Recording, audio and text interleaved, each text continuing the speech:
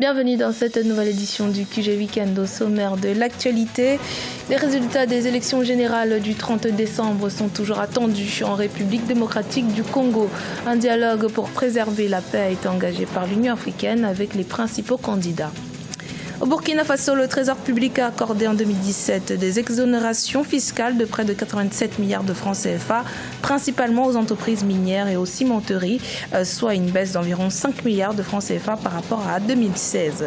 Et puis, rencontre en fin d'édition avec le designer égyptien Makram William. Ce tailleur confectionne des chemises sur mesure, faites à la main pour tous ceux qui aiment les pièces uniques. Mais tout d'abord, le gouvernement soudanais a bloqué l'accès aux plateformes populaires de médias sociaux, médias souvent utilisés pour organiser et diffuser des manifestations antigouvernementales à l'échelle nationale. Manifestations motivées notamment par la crise économique que traverse le pays. Les manifestations quasi quotidiennes de ces dernières semaines ont causé d'énormes pertes en vies humaines et matérielles. Les bâtiments du parti au pouvoir ont notamment été incendiés par les manifestants qui appellent le président Omar el-Béchir à la démission. La mission d'observation de l'Union africaine a fait preuve de fermeté envers la CENI et les principaux candidats de l'élection présidentielle en République démocratique du Congo. Le pays est toujours dans l'attente des résultats provisoires qui devaient initialement être publiés ce dimanche 6 janvier, mais qui pourraient connaître un retard. Un dialogue tripartite a été organisé dans le but de préserver la paix. Wendiam Compaoré. Chercher des voies et moyens pour un climat apaisé après les scrutins combinés de dimanche 30 décembre. C'est le grand défi à relever par la classe politique congolaise. Pour ce faire, une tripartite entre la mission d'observation de l'Union africaine, la CENI et les trois principaux candidats à la présidentielle, dont Emmanuel Ramazani Shadari, qui s'est fait représenter, a eu lieu ce mercredi 2 janvier à Kinshasa. Nous les avons mis devant leurs responsabilités et nous avons dit l'Afrique a les regards braqués sur vous. Faites en sorte que nous ne soyons pas dessus. Il faut que les résultats soient conformes à la volonté des Congolais. Alors, je pense qu'à partir de ce moment-là, attendons que ce soit conforme à la volonté des Congolais. Les Congolais pourront s'armer encore un peu plus de patience quant à la publication des résultats des scrutins. Prévu le 6 janvier, la publication pourra ne pas avoir lieu à cette date quand on considère l'évolution des compilations qui, 4 jours après les scrutins, n'est qu'à 20% de dépouillement. Ça, j'en doute, parce que quand je sais que certains coins du pays n'ont pas encore transmis les résultats, que ce soit dimanche ou lundi, ça ne nous dérange pas, ou mardi. Mais c'est que nous voulons que les résultats qui seront publiés reflètent la vérité des urnes. Dans un contexte de coupure d'Internet, le climat post-électoral est un peu pesant. Avec des risques de troubles qui planent sur ces processus, les appels au calme et à l'apaisement se multiplient. Nous avons voulu conscientiser nos aînés qui ont été à la course à la présidentielle pour leur dire que nous n'avons que le Congo comme seul héritage. Nous ne pouvons pas détruire le Congo aujourd'hui pour un sentiment d'un seul jour. Environ 40 millions d'électeurs se sont rendus aux urnes le dimanche 30 décembre 2018 pour les scrutins combinés, les législatives nationales et provinciales, mais aussi la présidentielle. Avec la présidentielle, l'enjeu, c'est surtout l'alternance pacifique au sommet de l'État, une première dans l'histoire du pays. Près de 87 milliards de francs CFA d'exonération fiscale accordée en 2017 par le Trésor public burkinabé. Un chiffre en baisse d'environ 5 milliards de francs CFA par rapport à 2016. L'information a été révélée lors d'un atelier sur les dépenses fiscales organisé par le ministère burkinabé de l'économie et des finances. Cheikh Omar Bandaogo. Pour la seule année 2017, ce sont 405 mesures fiscales dérogatoires qui ont été inventoriées au Burkina Faso.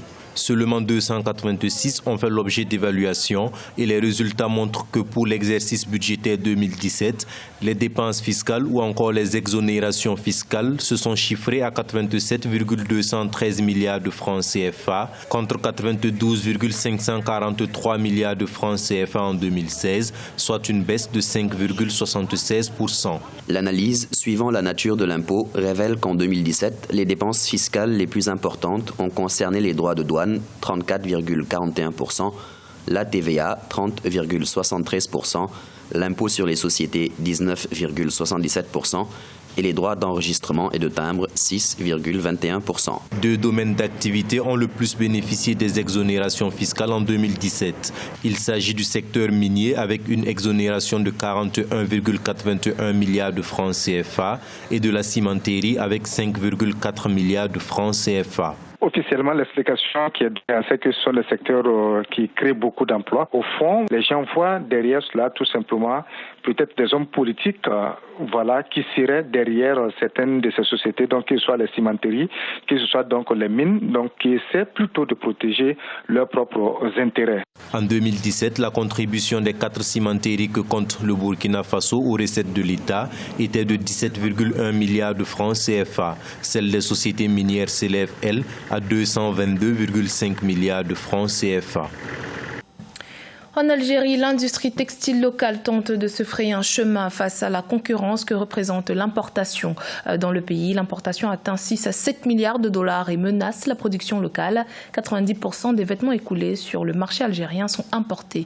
Des actions concrètes sont mises en place pour inverser la tendance. Vina Nodin.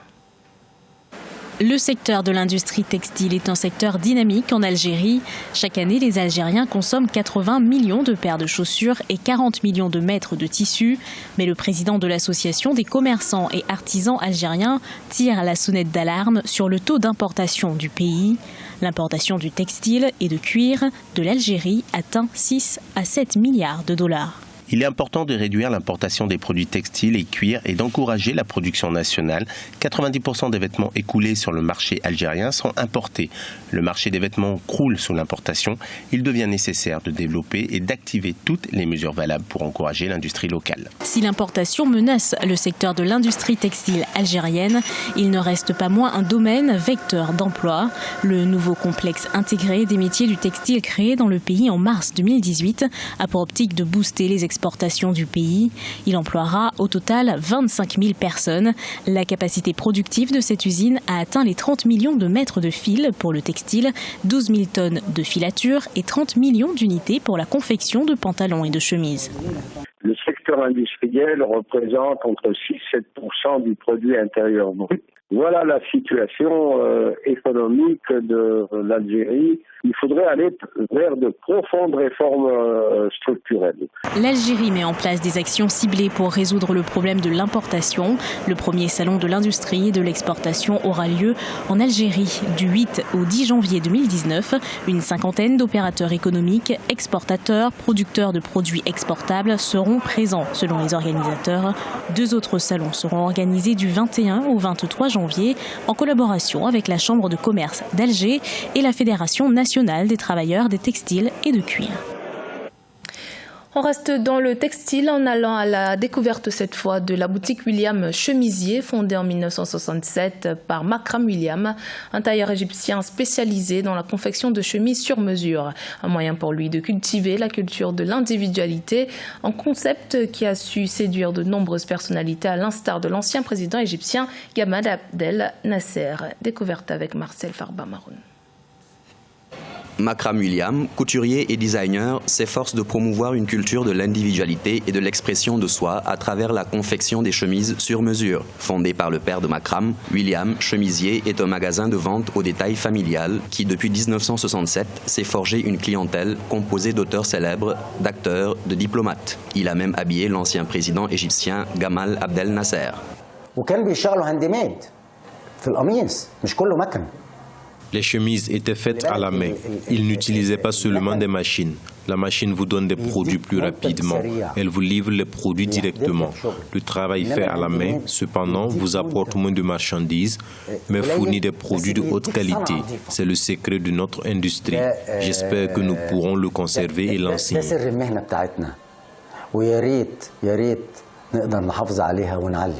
Alors que le marché égyptien est dominé par des importations à bas prix, William, avec son magasin classique, y voit une place pour l'art dans le commerce sur mesure. L'homme qui travaille dans le secteur de la chemise doit être en quelque sorte un artiste. Il doit être un artisan pour pouvoir produire de bonnes marchandises que l'on peut qualifier de meilleures aux produits importés. Dans son magasin au centre-ville du Caire, le couturier aux cheveux gris continue de suivre les traces de son père, considérant le processus de confection de chemises comme un art qui requiert à la fois des compétences et de l'imagination. Dans l'actualité également, la Libye mise sur la formation de ses forces de sécurité pour tenter de retrouver sa stabilité. Les gardes-côtes ont reçu leur diplôme des mains des autorités du gouvernement d'union nationale qui place cette nouvelle année 2019 sous le signe de la formation. En effet, le ministre de l'Intérieur, Fathi Bachaga, promet un grand nombre de formations dans tous les secteurs internes de l'armée libyenne, des formations qui s'effectueront sur le territoire national et à l'étranger.